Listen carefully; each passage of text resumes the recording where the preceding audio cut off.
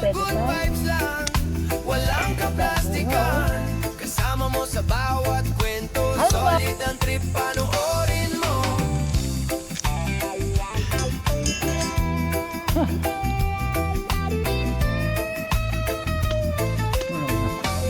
Katapang.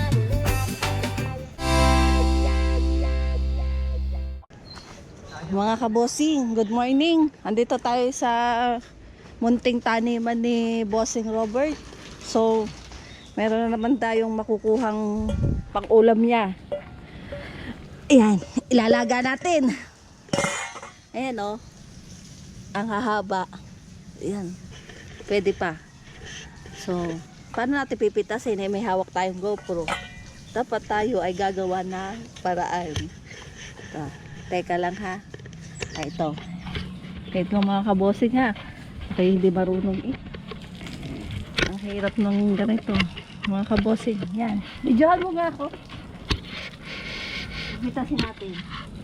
Unang pitas sa unang araw ng Biyernes. Ayan o. Diba? Ang ganda. Hindi na may tapat. Huwag sa akin. Dahil hindi naman ako importante. O, diba? Nasaan na yun? Ipauulam natin to mamayang tanghalian. Nilagang okra. Para makatipid tayo dahil mahal ang krudo. Yun, di ba? Pwede pa.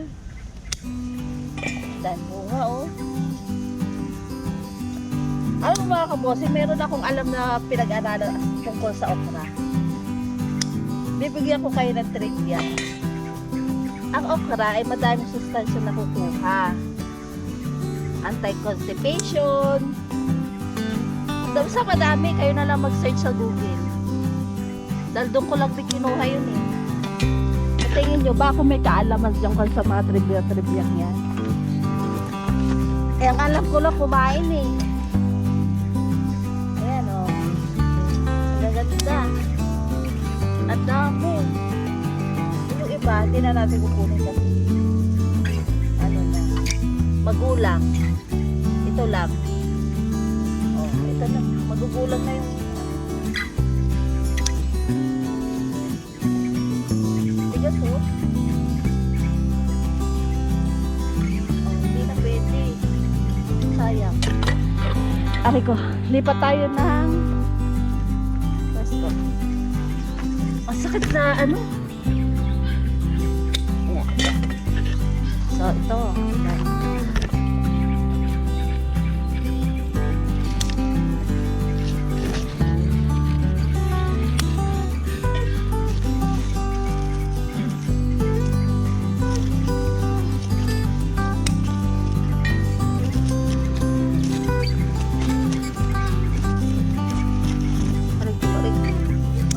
Aray ko.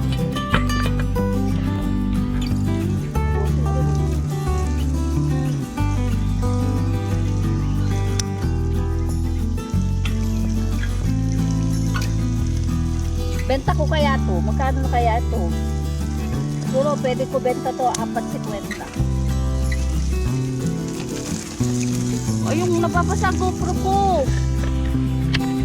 Wala na ba si Bobo? Matagulang na.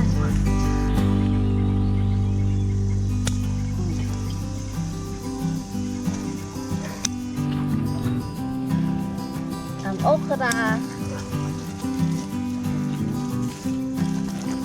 Sabi yung ulam ko. Oo, okay. Hindi ko na siya kaya. Yan o, kababawa si apple mango. Akala ako na magkano. Oo, sige. Uy, dahan-dahan ka ni ha? Mabaya, doon ka umano. Oh, galing na mga kabosing oh. Oh, Diyos ko. Naka-effort.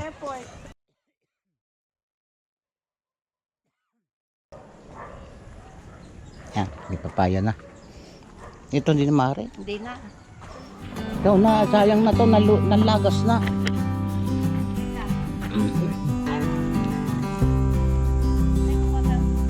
Hindi natin mapitsi mga kabosing. Na. Ah, ba't ganyan ang pichay mo? Nagpilay na muli ako.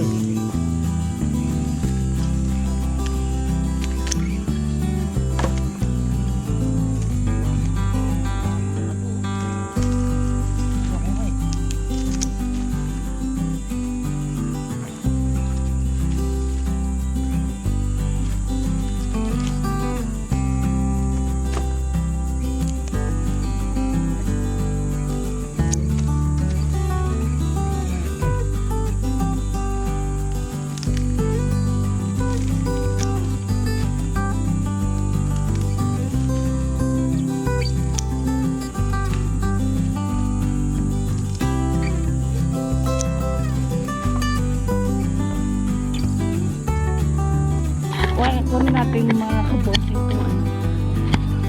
Kalamansi. Hinog na. Yan o. Diba? Umunti ang bunga nito.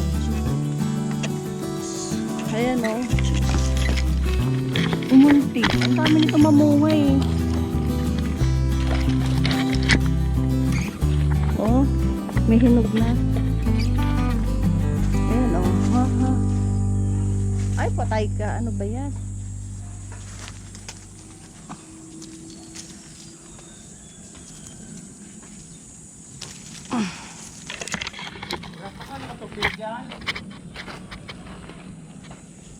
Mga kabossing, tingnan mo yung tanim ng kapitbahay. Pag ikaw may kapitbahay, libre na ang gulay mo. Ayun o. Libre na ang iyong... Ano, kumahahawakan pala ari. Okay, papasok mo sa loob.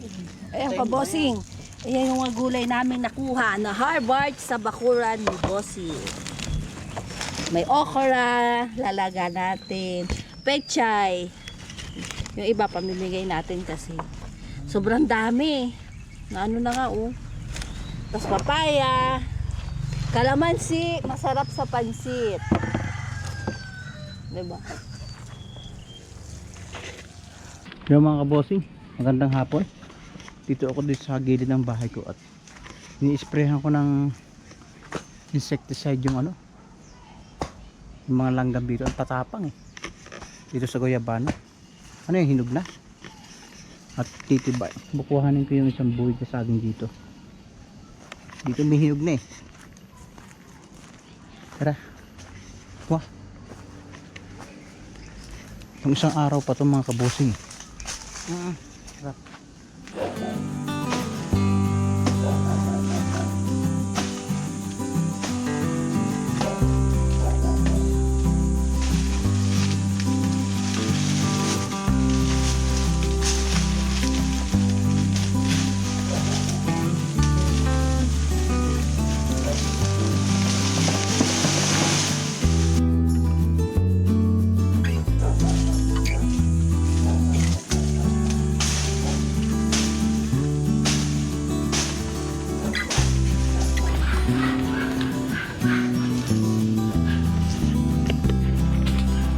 Luwasi.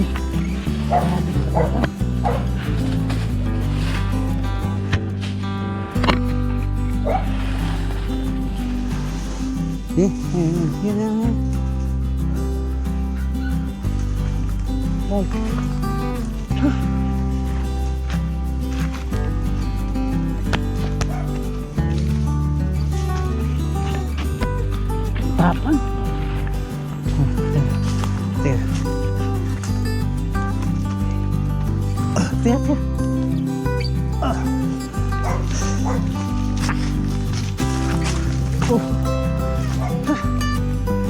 Tapang ng mga langgam na to. Ay, bihira. May sakit. Ayan, no? Ito ang problema sa saging na to. May sakit.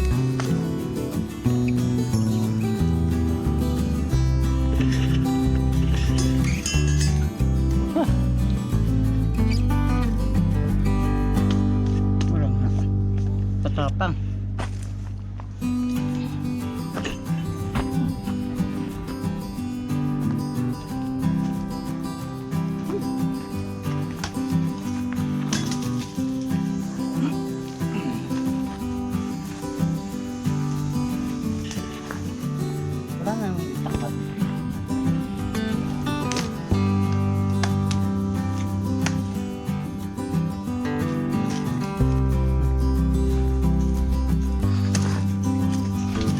Wow! Tapang.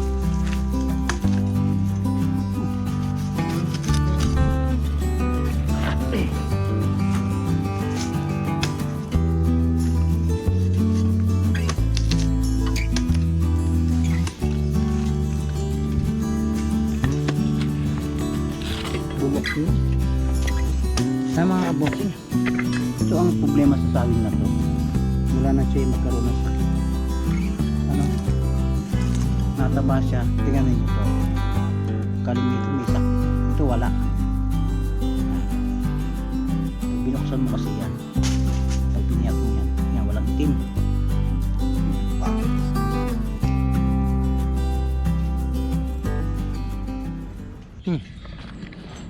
Magkaroon siya ng sakit mga kabosin.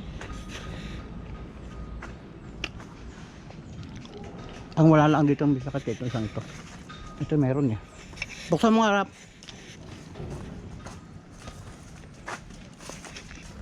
Diligan natin mga kabosin itong isang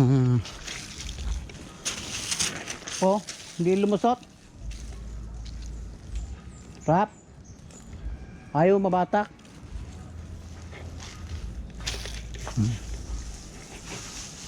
Diligan natin itong kalamansin ito para mamamatay sobrang init.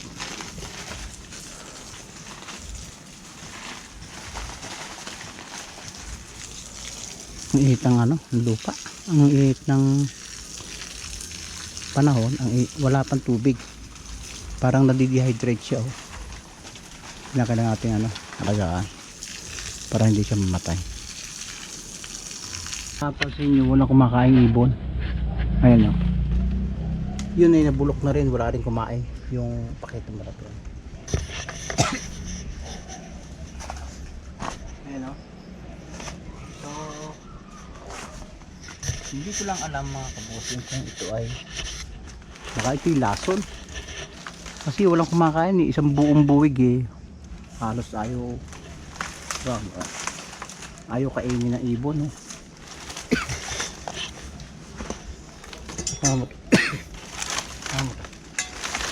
Patahin. Gawin natin patahin mo.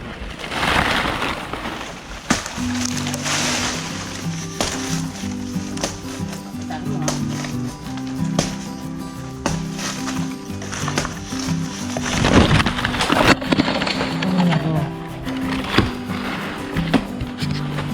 andun sa ilog mga kabosin yan. Yung kainin yan kasi kung yan ay kinakain ng ibon ibig sabihin okay yan. Kaya ang daming ibon dito wala malaan tumuka kahit sa delikado siguro baka lason yan. Huwag na natin kainin yan, huwag na natin pagbalakan. So ganito ang sitwasyon natin at saka itong manggang ito mga kabusi ito ay year 2022 or 23 22 pinatabasan ko ito mga kabusi kasi naka-agapil sa aking bubong. So ngayon malapit na naman ang manggang ito ay halos wala makaakyat sa laki ng puno. Siguro 100 plus year na yung 100 year plus na yung punong yan. At ang punong yan ay malaki daw yung butas sa gitna. Kaya hindi ko alam kung saan tayo aarkilan ng magtatabas niyan. Yung dulo lang mga kabosi. Dahil yan namang lupang yan ay hindi akin. Kaya yun lang ang sanga. Nakaka-prohision So uwi na tayo mga kabosi. Tulad ng sinabi ko sa katulad ng isang ito wala rin kumain mga kabosi. Nabulok na lang sa puno. Ibig sabihin pag sinabi hindi kinain ng ibon alam nyo ang mga hayop ay marunong yan. So baka hindi pwedeng kainin yan, baka lason yan. Kaya sabi mo na lang dyan sa gilid. Ito kaya makuha natin yung papayang yun, hindi mo naabot yun. Ito ayun ang taas tatapang kasi ng langgam mga kabosi.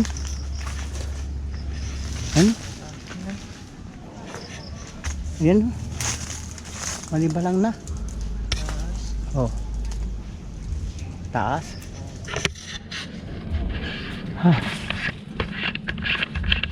ligaya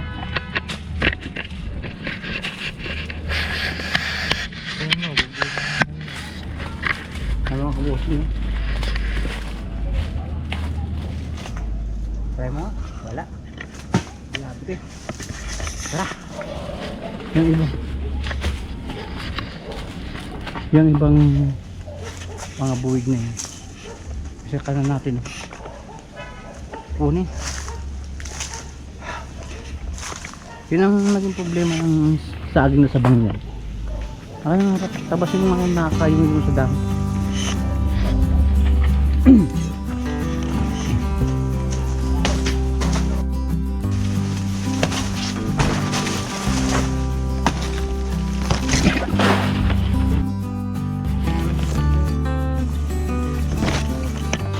Oh.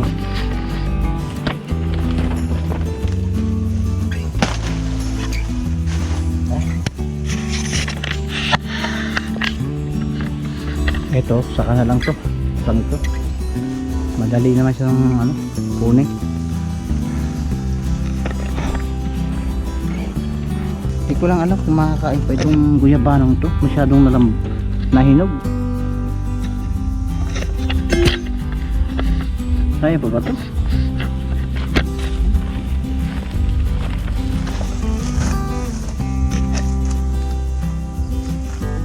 Yeah. Sobrang hinog.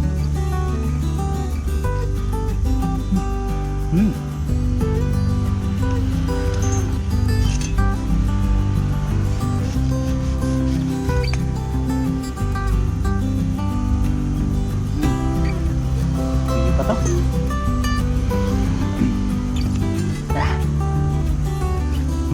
Balik mo na sa itak.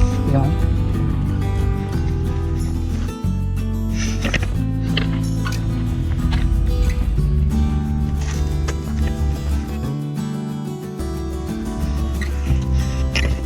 Ito parang malalantak sa init. Ayan o.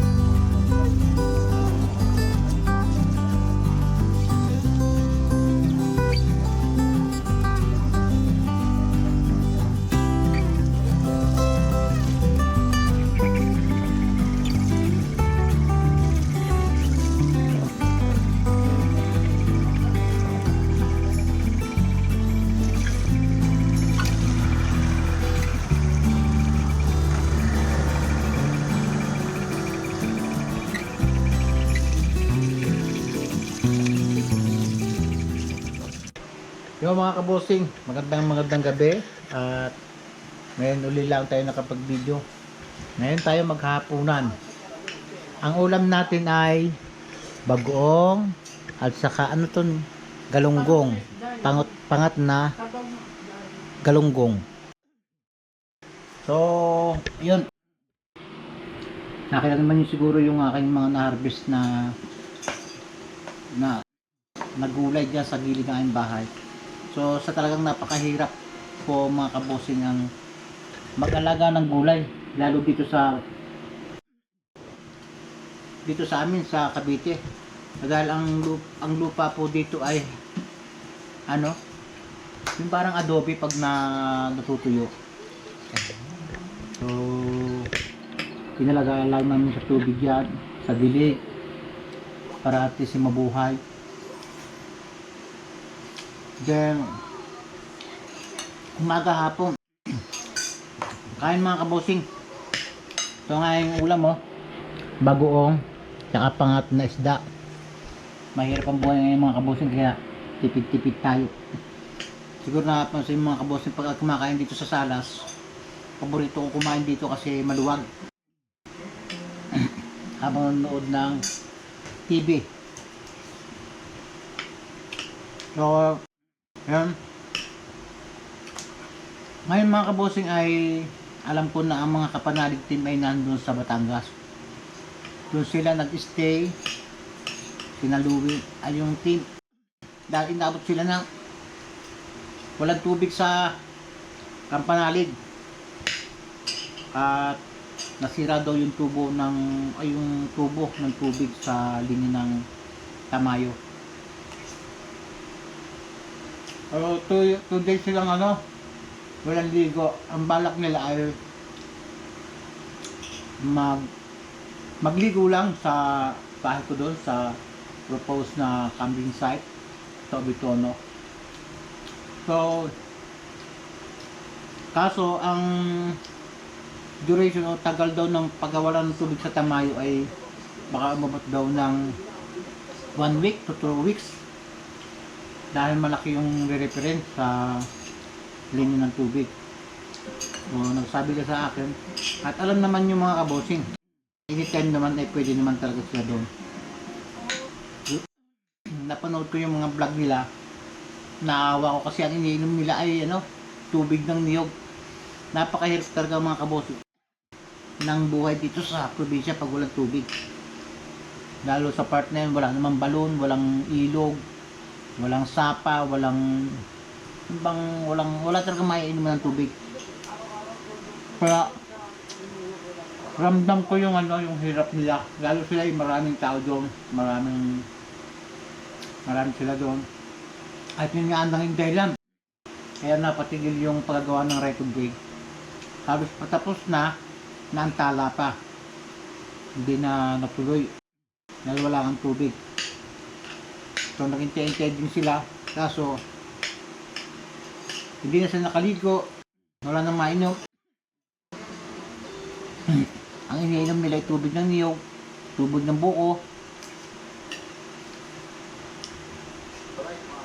Buong alam ko ay kay kadede sila mapapunta kaso siguro mahihirapan din sila kaya mas maganda talaga sa Bitono sila mag-stay.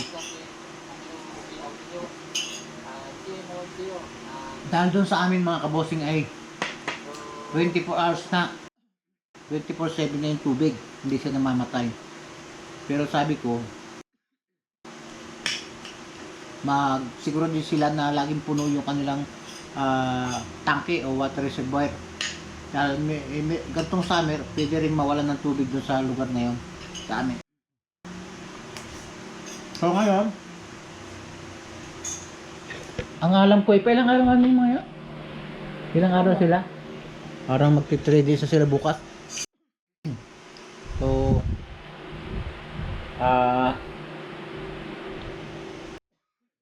samantala doon mga kako sila para hindi napakahirap talaga mga kabosing walang tubig.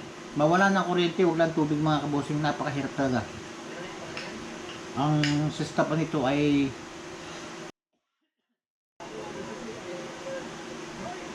kararating lang nila mga kabosing galing sa holiday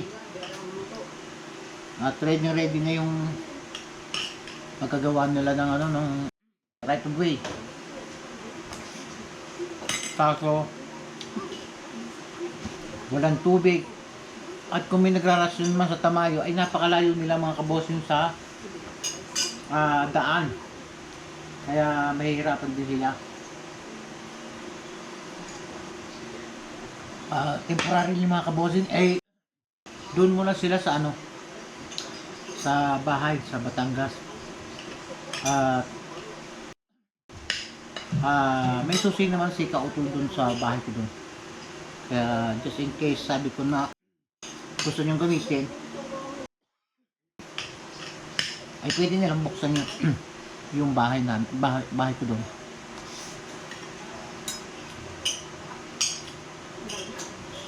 So yan.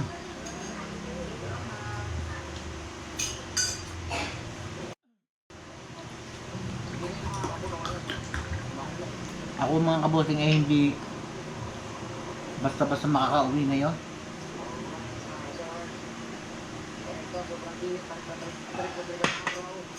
Dahil yun nga, inaalalayan ko yung mga driver ko. Tulad na sinabi ko sa vlog ko na medyo hirap sila sa pagmamasada ngayon. Taas ng krudo. Kaya nagsabi ako na hindi ako makakauwi.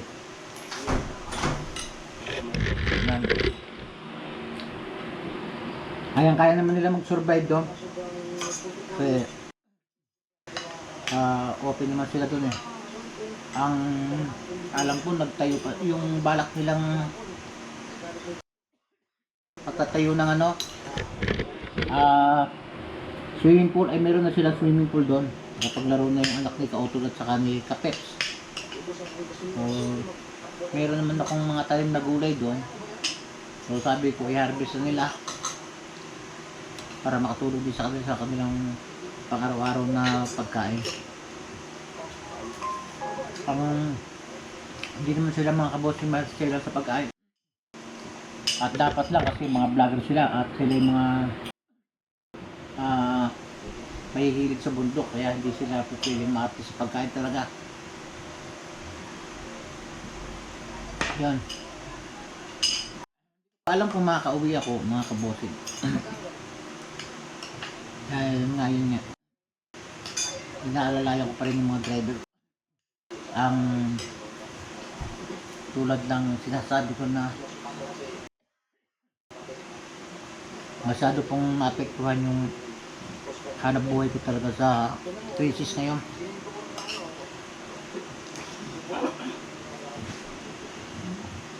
At marami pa rin talagang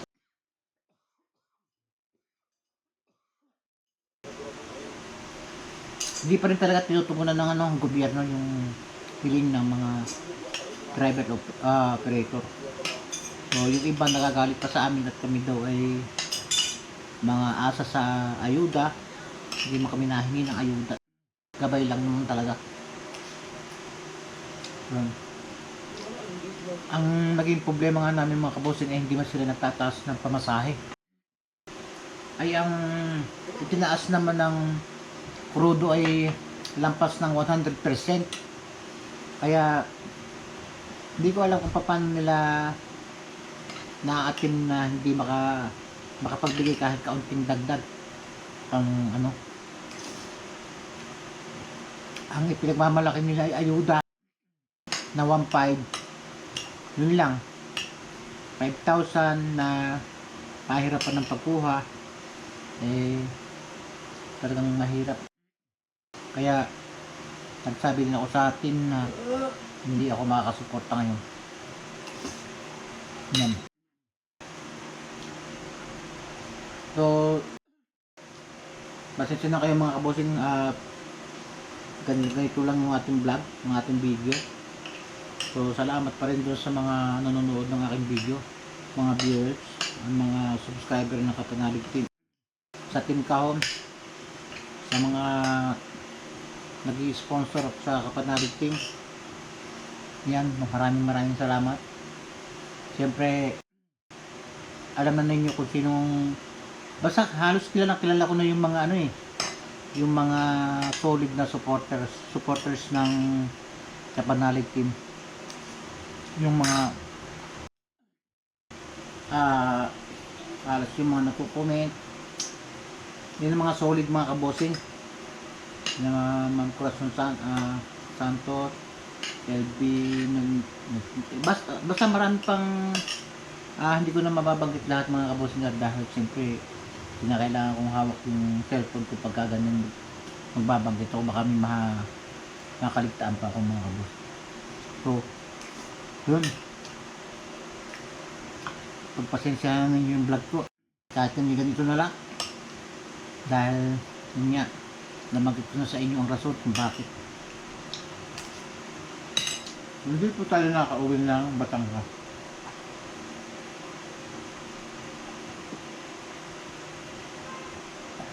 So yan mga kabosing, at itong mga video ko pagka dito sa Cavite ay hindi masyadong mahahaba.